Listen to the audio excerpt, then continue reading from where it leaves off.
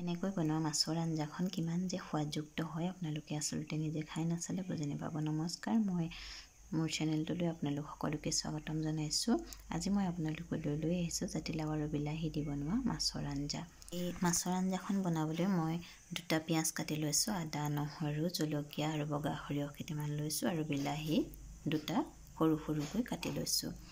মই যিহেতু 6জন মানুহৰ কাৰণে আঞ্জাখন ৰান্ধিছোঁ, গতিকে জাতিলাওটো মই এফাল লৈছোঁ আৰু মাছকেইপিছত নিমখ আৰু হালধি সানি লৈছোঁ।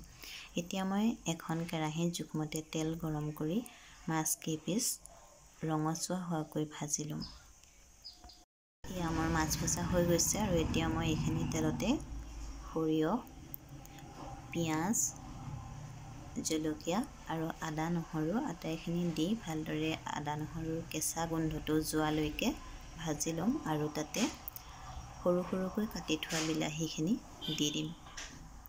আঞ্জাখনৰ কাৰণে প্ৰয়োজনীয় নিমখ আৰু হালধি মই ইয়াতে দি দিছোঁ আৰু ঢাকোন দি বিলাহীখিনি ভালদৰে গলি যোৱাকৈ ভাজি লৈছোঁ। এয়া বিলাহী ধুনীয়াকৈ গলি গৈছে আৰু এতিয়া মই পিচি থোৱা জাতিলাও ইয়াতে দি দিছোঁ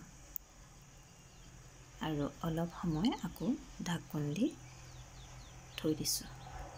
আঞ্জাখন যদি অকণমান বেছি সোৱাদযুক্ত হোৱাটো বিচাৰে তেন্তে আপোনালোকে ইয়াতে অকণমান চেনি ছটিয়াই দিব পাৰে। চেনিয়ে জাতিলাও আৰু বিলাহী অতি সোনকালে গলাই দিয়ে আৰু আঞ্জাখন খাবলৈ অধিক সোৱাদযুক্ত হয়। এয়া মোৰ জাতিলাও বিলাহী সকলো ভজা হৈ গৈছে আৰু মই এতিয়া ইয়াত জোখমতে পানী দিম আৰু পানী দি 2 মিনিটমান উতলাৰ পিছত মই ভাজি থোৱা মাছকেইপিচ ইয়াতে দি দিম।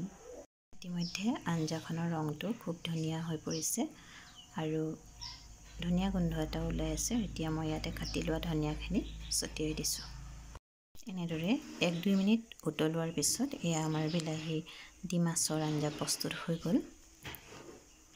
বন্ধু-বান্ধৱীসকল, আপোনালোকে যদি মোৰ ভিডিঅ'টো চাই ভাল পালে তেন্তে লাইক কৰিব, কমেণ্ট কৰিব আৰু অনাগত দিনত এনেকুৱা ভিডিঅ'বোৰ পাই থাকিবৰ কাৰণে মোৰ চেনেলটো ছাবস্ক্ৰাইব কৰি ৰাখিব। তেন্তে আজিলৈ আহোঁ, বাই বাই।